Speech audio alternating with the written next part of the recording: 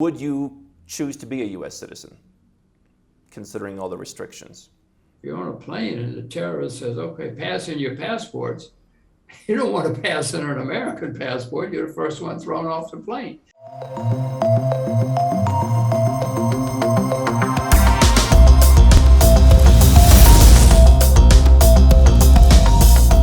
Venture capitalist, best-selling author, and legendary investor Jim Rogers joins me to talk about his journey from small-town Alabama to living in Singapore, markets that he believes are a disaster, those that are investable, what he thinks about the future of the United States, and whether he regrets not buying Bitcoin. It's all happening right now on Nomad Capitalist. Mr. Rogers, thank you so much for joining us. I am delighted to be here, Mr. Henderson. My pleasure, my honor. It has been almost 20 years now since Venture Capitalist was published. I think this was really one of the game-changing books that you wrote. What has changed in that 19 or 20 years since that was published? The world, look out the window. I don't know where you are. It doesn't matter where you are. Look out the window, and everything has changed dramatically. And you know what, Andrew? In the next 15 or 20 years, everything is going to change. One of the points I make in one of my books is that no matter what we think today, it's not going to be the case in 15 years. And you can pick any year in history, 1900. Everything that people thought in 1900 was wrong in 1915, and everything that people thought in 1915 was wrong in 1930, et cetera, et cetera, et cetera. So everything has changed in the last 20 years, including you and including me.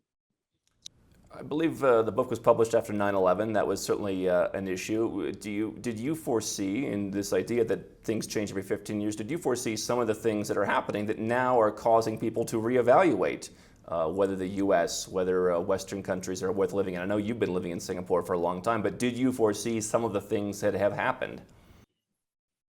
Well, if you read my previous books, you will see that, yes, every once in a while I get it right, and I did get it right in all my books more than once. Yeah. I also made plenty of mistakes, Andrew. Oh my gosh, I made plenty of mistakes in my life.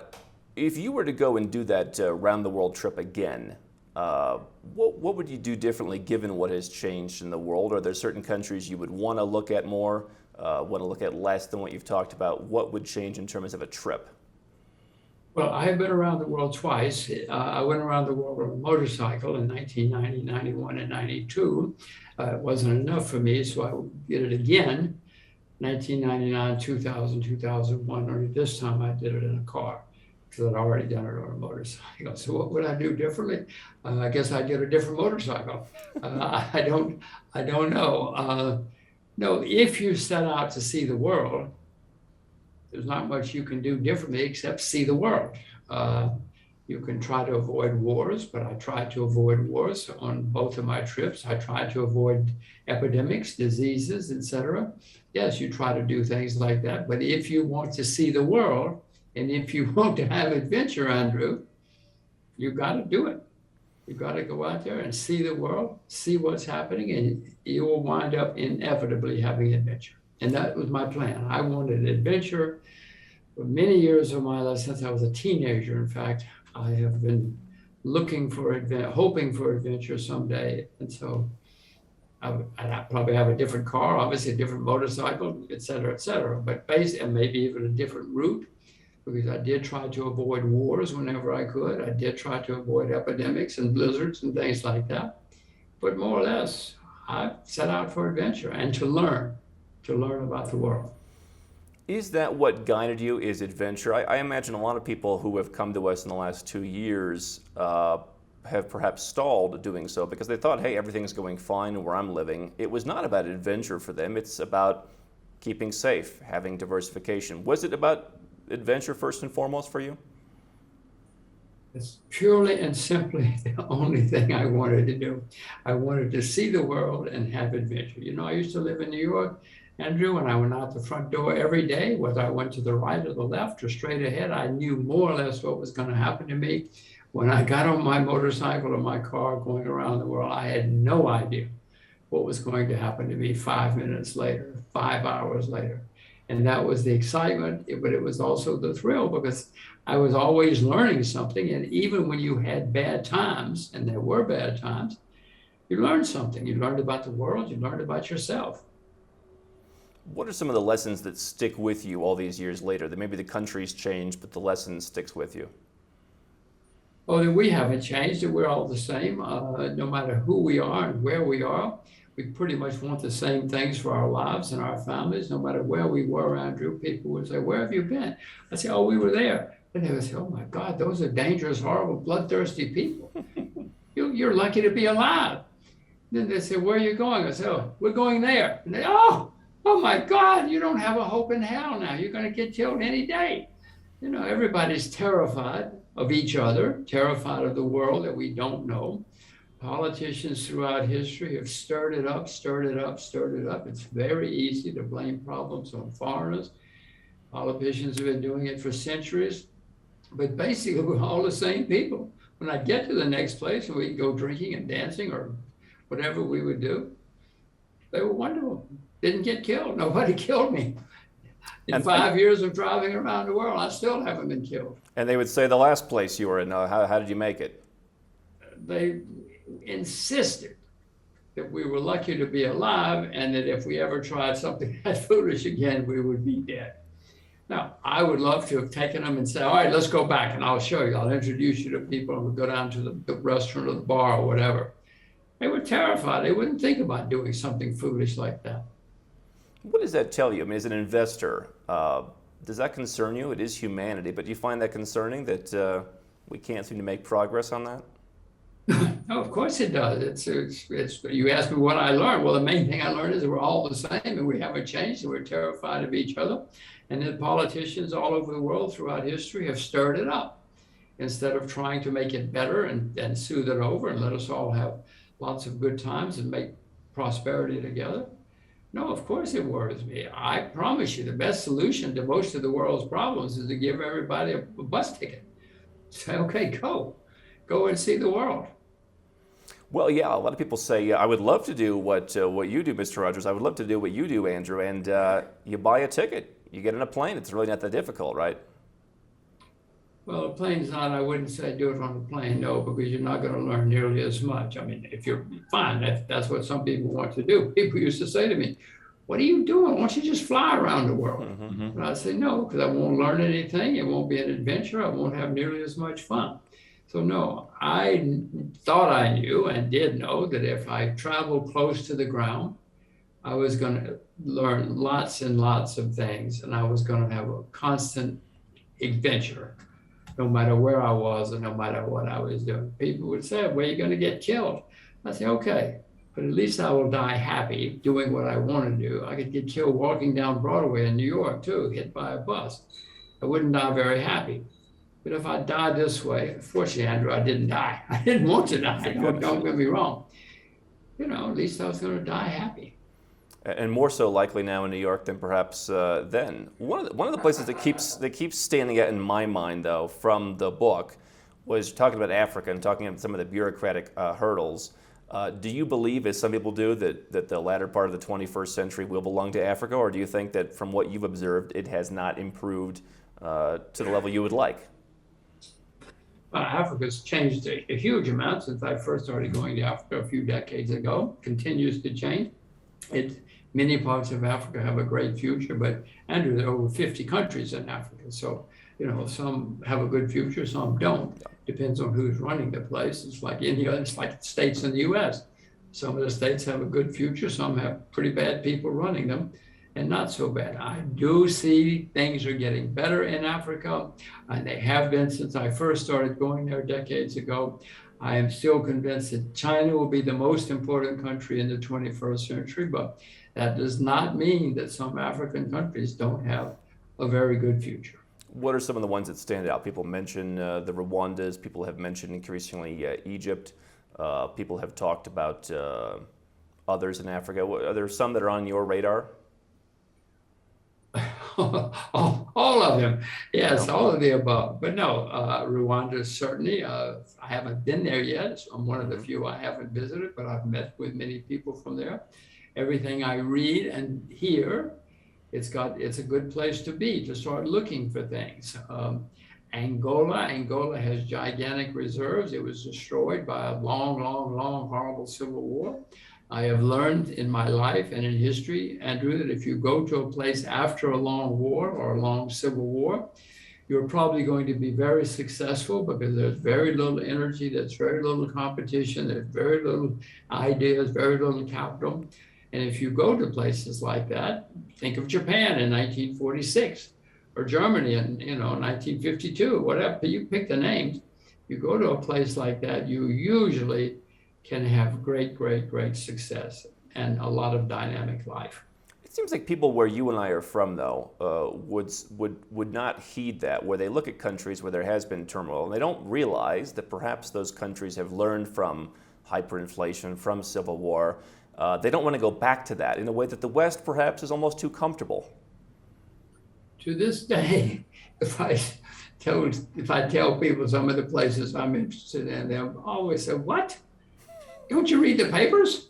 I said, "Yeah, don't you read the papers? Don't you understand that this is a great opportunity, a huge opportunity? I mean, Venezuela is an absolute disaster right now. I went to Venezuela not long ago. Unfortunately, there's nothing I can do because I'm an American citizen and there's sanctions on Americans, but I would love to do things in Venezuela. And it is a nightmare, there's no question. But Andrew, I have learned, rightly or wrongly, that if you go to a disaster, and if you have the staying power, you're usually going to come out way ahead. If you were starting out today and you were in a position to where you were before, you were very successful, of course, with your first fund, would you choose to be a U.S. citizen, considering all the restrictions? U.S. passport is not a very good passport in many people's judgment. For many reasons. One, the tax situation is absurd and abysmal compared to most countries in the world, but also, Andrew, if you're on a plane and the terrorist says, "Okay, pass in your passports," you don't want to pass in an American passport. You're the first one thrown off the plane, So first, in many ways, American passports are not great. Now, many people are trying to get American passports. I'm fully aware of that, but I know if you sat down and did an objective study, and there are people and companies and places that do these studies, they would say to you that an American passport is not a great passport if you're just picking something based on the passport and the advantages and disadvantages. If you just want to live in Singapore and you want to be left alone and you want to keep more of your money, perhaps not as good. Well, you left more of your money. It doesn't matter. If you're an American citizen, it doesn't matter where you are. That's right. You're not going to be left alone. The IRS does not leave you alone. They expect you to pay U.S. taxes, even if you never go to the U.S. That's and right. never earn a penny in the U.S. Well, I'm trying to tell everybody. I'm trying to tell them. Another country that's been in the news recently, I'm curious to hear your thoughts. You talked about how Turkey was in a power position of sorts. You said for years they wanted to be in the EU. Eventually they gave up. They realized, you said Turkey doesn't need the EU needs Turkey. What do you make of what's happening there? Well, I see that the currency is collapsing for a variety of reasons, and it has been collapsing for quite some time. There are certainly problems and turmoil in Turkey with debt, etc. I don't know if it's the leader's fault or not. I don't want to cast blame, but I haven't done enough. But I do know that things are collapsing, and maybe I should jump on a plane and go to Turkey. It's certainly a fabulous place throughout history. Sometimes when it was a spectacular country. Right now it's a disaster, and as I said before, normally if you invest in disasters, you come out ahead if you have the staying power. So for a situation like that, you've got to be willing to commit for what period of time? Well, it's not 5 weeks, it's not 5 months. No. If you go back and look at the great disasters, certainly if you'd invested in some of our previous conversations, if you had invested in Germany in 1946, you wouldn't have had a good time for a long time. But 20 years later, everybody would have said to you, "How did you know? How were you so smart?" Is to figure out what's going on. Venezuela, back to that, it's been a country of great success and great prosperity many times in history.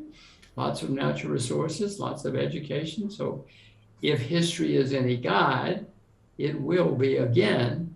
But Andrew, you're going to have to, first of all, if you're an American, you cannot do it right now. But even if you're not American, you're going to have to wait a long time. These things don't change overnight.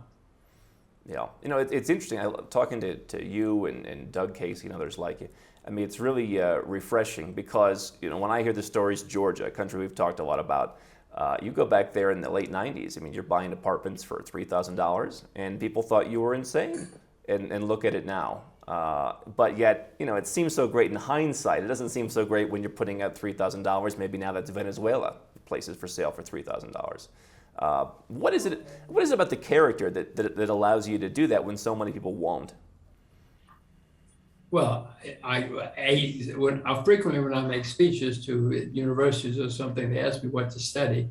And I say, oh, you should study history. I say, no, we want to be rich. We want to be like you. So I say, okay, you should study history and philosophy. And they say, what? What are you talking about? But if you understand history, you're going to be far, far ahead of most people. And as I said before, Andrew, no matter what we think today is not going to be true in 1936. And if you know that and can figure it out, you're probably going to be successful. Now, how do we teach everybody to do that? It's a good question. It's a very, very good question because it is very obvious to anybody who sits and reads some history. But most people, they don't, you know, the main lesson of history, Andrew, is that people do not learn the lessons of history. I can sit here all day long and tell you the lessons of history. In Washington, we recently had a president. He didn't know history, and if he did, he didn't care. He thought he was smarter than history. He ignored it. Well, I know I'm not smarter than history, and I know I can learn from it. I don't know how we teach that to the world. Maybe they all read my books. What did you think about Trump? About Trump? Yeah. Well, I mean, he didn't know much about the world. I mean, apparently he was good on TV. He failed several times in several ventures. I mean, I didn't have a TV, so I never saw him, but presumably he was very good on TV, had a nice suit, and made him the president. But that's about all it takes to be the president of the U.S. If you have a good suit, you're good on TV. You know, look at the last few 5, 10, 15 presidents in the U.S. That's basically all they could do. One of the things that we talk about a lot here is when you give these speeches to people about here's how to become wealthy by 2036, in a nutshell, not too many people take the advice from you, from me, from whomever. Those who do become successful now, if you live in the West, you're demonized. What do you make of what's happening? I know you're far away from it all, as I am. But as you look back, what do you make of it all? Does it make you glad you left the culture where now wealth is demonized? Well, Andrew, there's no such thing as being far away from it anymore. The internet is everywhere. Sure. Everywhere. No matter where you think you are, the internet is there too, and they know what you're doing, and they care about and they talk about what you're doing. And a lot of it is totally wrong. Absurd, a lot of it. So what? But that's there, and we have to deal with that as part of life. I would hope. Well, to repeat myself, I don't know how you teach people. I don't know how you can sit down and show people over and over and over again. And they will say, yeah, but it was different then. Those were different people. I've run into people in the U.S. who immigrate to the U.S. They'll be first or second generation. And they said, we got to stop all these immigrants coming to America. I said, wait a minute, you're an immigrant. Yeah. You came here. Not your parents, your you, and they say everything's different now. Or people who move to Arizona, Colorado, same thing. We got to stop people from moving in. We don't have any water left. Right. Whatever. Yeah. It's not just America. I'm not picking on America now. I'm just telling you it happens everywhere. I've heard it in New Zealand. I've heard it everywhere. Alaska, Australia. I've heard it many places. You said, one of my favorite quotes, we've talked about it a lot, if you were a wise man in 1800, you moved to London, 1900 to New York, 2000 to Singapore. You still stand by that as the world becomes smaller? Well, what I said was, and you moved to Asia. Is what I happened to move to Singapore, yeah, but I said Asia, because the 19th century, or the 21st century is going to be the century of Asia. I wanted my children to know Asia and to speak Mandarin.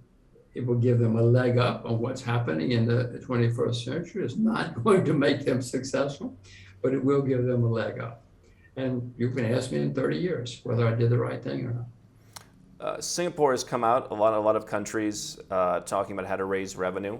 There's been a few, I suppose, Malaysia, Uruguay, who've said, no, we're not going to raise taxes. But Singapore, you're on the ground, I'm curious what you think about this, has said, oh, okay, we'll discuss a wealth tax.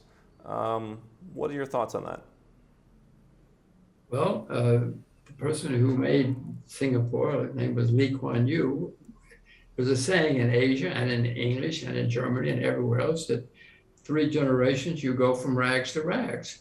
Well, Lee Kuan Yew was the first generation. Now we're on the 3rd generation. You can ask me in 20 years.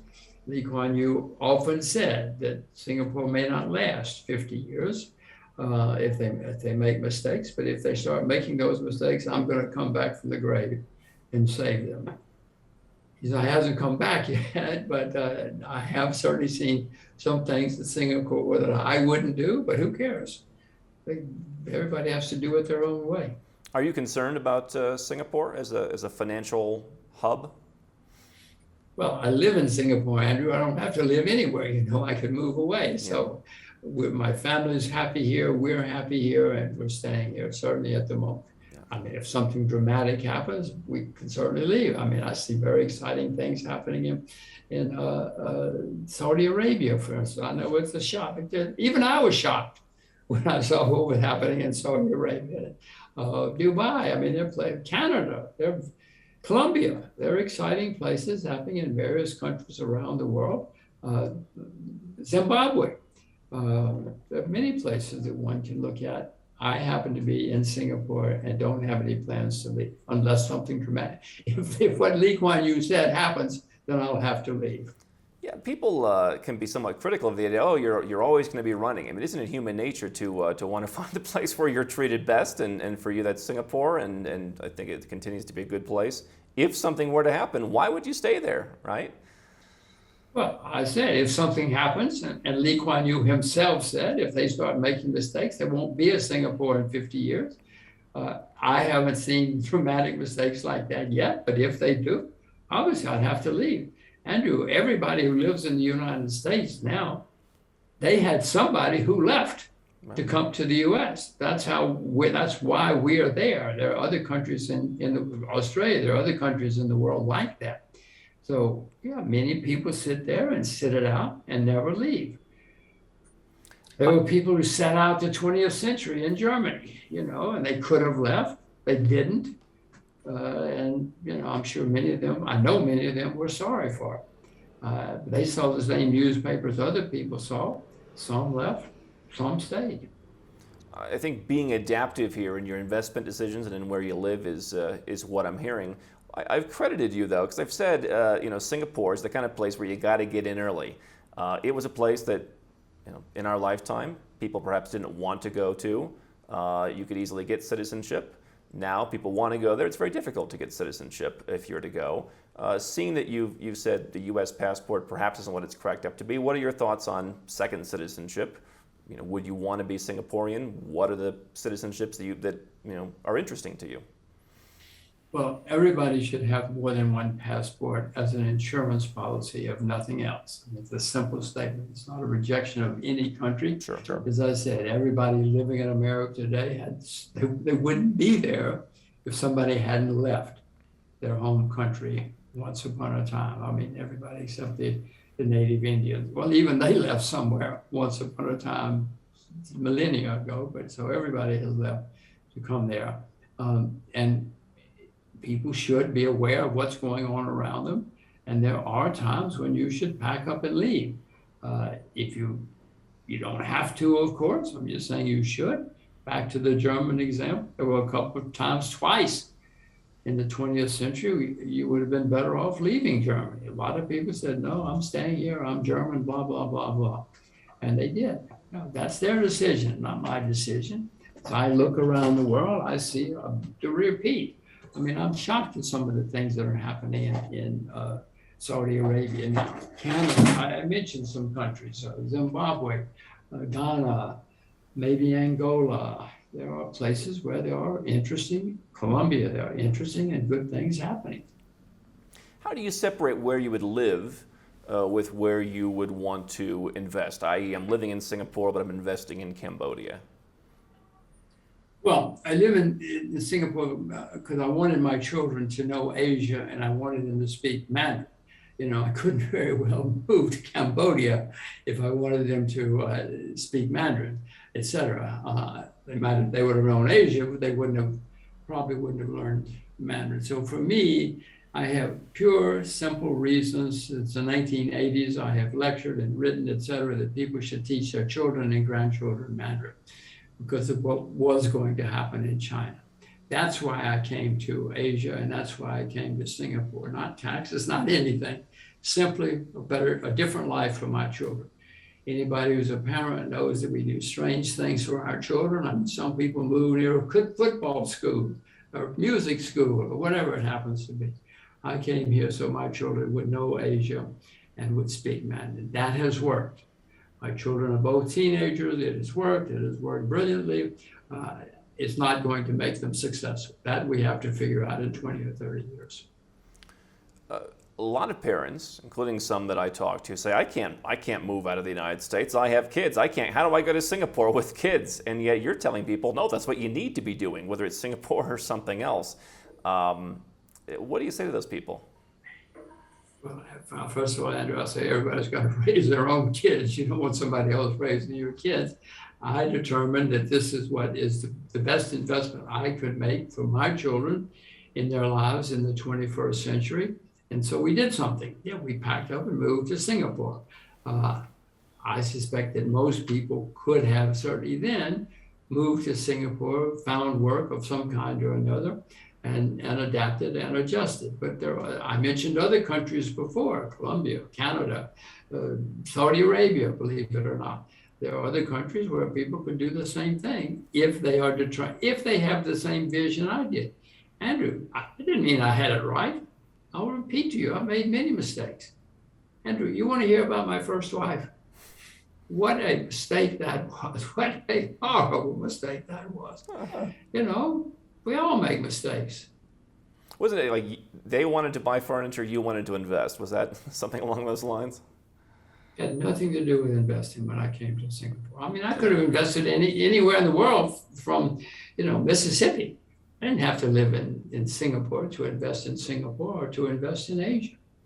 I was sitting in New York. I was investing all over the world. I've been investing all over the world for decades. How did coming from a small town in Mississippi, how did that shape you? Was there an advantage to that or a disadvantage to overcome in terms of becoming this global investor? Well, I came from a small town in Alabama. It was near Mississippi. Yeah, I had to get it right. Yeah. My phone number was 5. I was just telling him that. Yeah. It's not a typo. It's not a typo. So it was a small town. Of course, it helped shape me. You know, if you come from a place where your phone number is 5, you don't know much about the world, which I knew I didn't. But I also realized I wanted to know about the world. I mean, many people who are from that town never left and are quite happy not leaving, which is fine. I, for whatever reason, I knew there was a world out there and I wanted to see it and participate. So I guess it's because I grew up in a town where my phone number was 5. Yeah, that's one thing I learned going around the world. Maybe you've seen the same. I mean, there's certain people, perhaps more prevalent in some places, where they won't admit they don't know. And you became successful because you admitted, I don't know, but I'd like to know. That's why I'm here, because I don't know. I need to learn. That's why I'm crossing this absurd desert, whatever it happens to be. That's how you will learn. And I assure you, if you see the world close to the ground, you're going to learn. If you read about it on the newspaper, the TV, or the internet or something, you're not going to get the right story. Go out there and see close to the ground, and you'll find out what's happening. You got to see it, and especially in some of these places, if you want to know people, you're not Googling. Right? You're not Googling people in Angola. It's a different market. Andrew, you can Google them. You can Google them. It's not going to come out right, I assure you, because whoever's putting that up is seeing it through the eyes of some kid in California or some kid even in Angola, from wherever. You know, you're not going to get the real experience unless you're there and figure it out and you say, wait a minute, you see what's happening over there? That's different. Now, they won't see anything. Most of the people in that country say, well, that's the way things are. Right. they will not see, oh, that is significant, that that's the way things are, because that's different from the way they are in Chicago. A couple questions on the markets. Bitcoin. Do you regret? I know you're not as big into cryptocurrencies as some. Do you regret not being involved? Has your position evolved on that? Well, Andrew, it's gone from $1 to 60,000. Of course, I regret it. You think I'm crazy? You know, anything that goes from $1 to 60,000, I wish I'd been involved in. I think Peter Schiff says it's going back to $1. I think. I don't think he regrets it. It may well. In my view, it probably will. But I don't have to take a position. I've never been long nor short, so it doesn't matter to me what happens with cryptocurrencies. My view is they don't have the gigantic future that many people think they do. But so what? It's not the first time I've missed an investment. I've missed many, many investments. There used to be an expression, you know, there are lots of females on the beach. Don't worry if you don't meet the first one you see. Just keep going walking down the beach. Something will happen. You think the government will, more governments will try to outlaw it or make it difficult for use in commerce? Well, Andrew, the bulls say this is the future of money. That's why it's called cryptocurrency. And the future of money is, in fact, on the computer. China, it's already there. Every country in the world is working on putting the money on the computer. You cannot buy an ice cream in China with money. You cannot take a taxi in China with money. You have to show them your computer if you want to use something. They're ahead of the rest of us, but everybody's catching up. So that is the future of money. Now, okay, but my view is that if and when the US says, okay, here's your money now, this is money on your phone, I don't think the US government is going to say, okay, this is the money now, but if you want to use that money over there, you can use it. It's not the way those guys in Washington think. They like power, they like monopoly, they like control. Maybe I'm wrong. Maybe politicians after centuries are going to change and say, use whatever you want. I would prefer that, but they don't like it because they lose control. How do you think U.S. politicians are different from politicians in some of the countries that you think are more favorable, if at all? Well, the basic stratum, they're all the same. I can remember going around the world a couple of times, and you walk into a bureaucrat's office, instantly his eyes would light up. He'd get that same look of fear. He said, oh my God, who is this? It's different. This is going to be a problem for me. The same panic. No matter where the bureaucrats were, no matter what the country was, even if I was just there to borrow a piece of paper, borrow a pencil or something, we're still in panic. So bureaucrats are pretty much the same all over the world. Now, there have been cases in history. Deng Xiaoping was probably the most important person in the 20th century, or 21st century. He changed the world when he changed China. Lee Kuan Yew here. There have been politicians, bureaucrats, leaders who have done fabulous things for countries and for the world over history. Most of them have not. Most of them have made many mistakes and caused more problems than they're worth. I would imagine it's done from the perspective of we have nowhere else to go, so we might as well do something to bring some money in, and that creates the good times, no? Well, that's what Deng Xiaoping said. He said, I don't care if it's a white cat or a black cat, as long as it catches mice. You know, Deng Xiaoping said, if you open the window, you're going to get flies. You're also going to get fresh air and sunshine, so open the window. I mean, he was a very, very smart guy. Yeah. What he did, and you go back and what he said.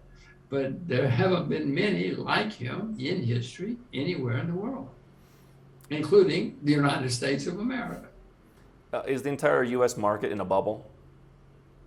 Not the entire, but certainly the bond market. The bond market all over the world is in a bubble. Bonds have never been this expensive in world history. Many property markets, go to New Zealand, Korea, parts of America, they're bubbles. Certainly stocks. Stocks are beginning to have bubbles in some countries. I mean, 10 cent goes up every day. Amazon goes up every day. You know, Samsung goes up every day. These things happen, but it's not a complete bubble yet. because there's still a lot of stocks that haven't turned into a bubble. Usually in a bubble, everything is in the bubble and is participating, and that's the time to move on. I haven't started selling short anywhere in the world yet, or no stocks anyway, because I don't think the bubble has reached its full bubble yet. You mentioned Japanese and Russian stocks, I believe. Are those countries that you're bullish on? Are there others?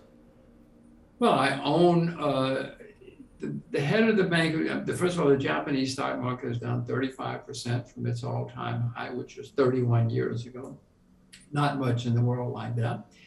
The head of the Bank of Japan goes to work every day, and he says he is going to print, his word, unlimited amounts of money. And he does.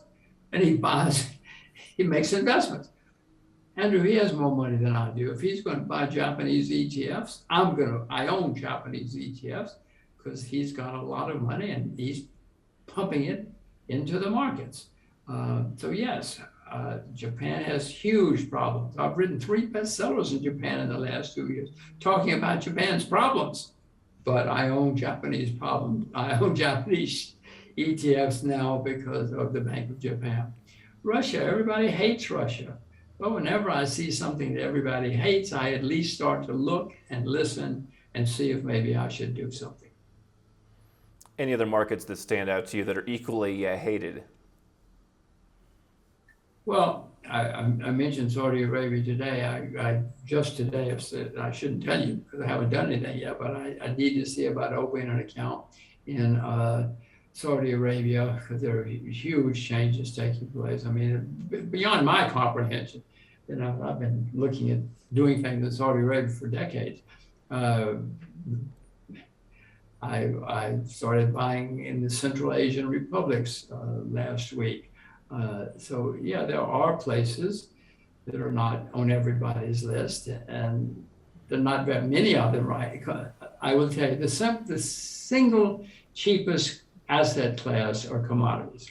Everything we've mentioned before, housing, property, stocks, bonds, are all in bubbles or performing bubbles. Commodities are, I mean, silver's down 60% from its all-time high. Sugar's down 60% from its all-time high. These are not bubble numbers when you're talking about being down 60%. So this is the single cheapest asset class I know. I can imagine that the Kyrgyzstan stock exchange, probably not too many listings there. Not too many listings. I didn't buy, I bought another one of the stands recently, but and I haven't bought it. I haven't even opened an account in Kyrgyzstan. I've been there a couple of times, but maybe I should look again. Interesting to see some of these, Armenia, the Cambodian market with their 6, or Mongolian with its 6 stocks. Commodities, you still believe that's the best. You said before that the farmers would be driving Lamborghinis. Well, yeah, I mean, I haven't always been bullish on commodities, Andrew. If you look at anything, especially commodities, you see they've been long bull cycles and long bear cycles. In my view, we're now coming into, or have been coming into, a new bull cycle again. I mentioned to you about agriculture. It's down. I mean, the average age of farmers in America, Andrew, is 58 years old. Agriculture has been a nightmare in most of the world. The average age in Japan is 66. The highest rate of suicide in the UK is in agriculture.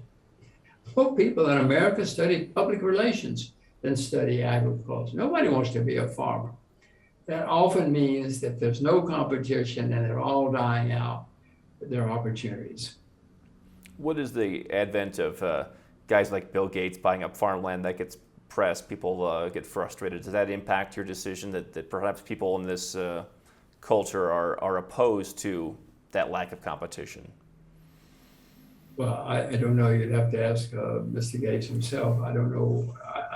My views on agriculture certainly came before his, and on my own, I would probably have different views. I don't want to buy farmland. I'm a director of a gigantic Russian company which owns a lot of farmland. But Andrew, if I was smart, I'd buy some land and become a farmer. First of all, I'm not smart, and second of all, that's hard work, and I don't think I'd be very good at it. You should only do what you think you're good at. But I do see wonderful opportunities in being a farmer owning the land, raising the crops. But the way the world is going to work, first of all, there are fewer farmers. Second of all, product prices are going to be going higher and higher, and there's going to be less and less supply. Two more questions. You left the U.S. some time ago. What is the case study? Who should be living in a New York or in a London? Who do you think should still be there?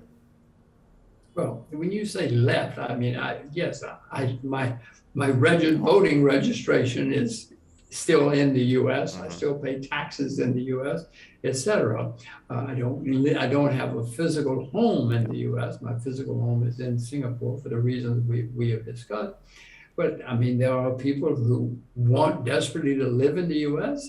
They think it's better than where they are now. That's been going on for a couple of hundred, not a couple of hundred, but 150 years or so.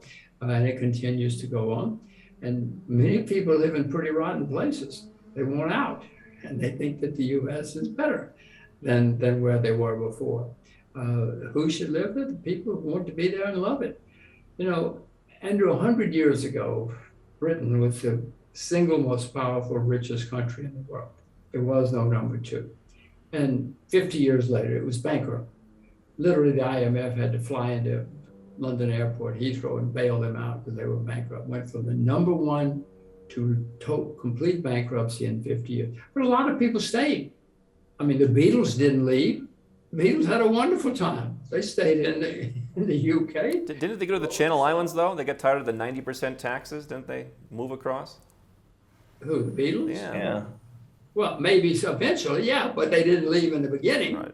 You know, they didn't leave in 1956 when a lot of people started leaving. They stayed in Liverpool and had a wonderful time. I guess they may have left now. I guess they don't. I don't know where they live. I don't pay too much attention to them.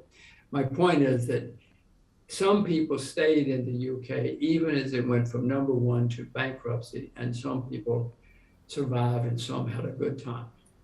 Yeah. Argentina, others throughout history you could point to as well now. Lastly, what's your advice if someone's 18 years old, they're in Alabama or they're somewhere else like that? What do you tell them to do? Where should they move? What should they do? Should they study? My main thing to answer that question is be sure you learn 2 languages fluently, more fluently, but whatever you do, make sure you're fluent. Don't learn 4 badly. Whatever you do, learn other languages perfectly fluently, because in the world we're coming to, that's going to be an even bigger advantage going forward. And the other one is to get out of town. I mean, if you live in Alabama, leave. You can always come back, but leave for 2 or 3 or 4 years. I frequently have sometimes spoken to graduating classes of universities, and I say, okay, my advice to you is get out of town, leave the country. And the parents, of course, you can see their eyes. I think, oh, what are you telling my children? I say, because you will learn more about your own country if you leave for a while. You will learn more about the world, and you'll learn more about yourself. So leave.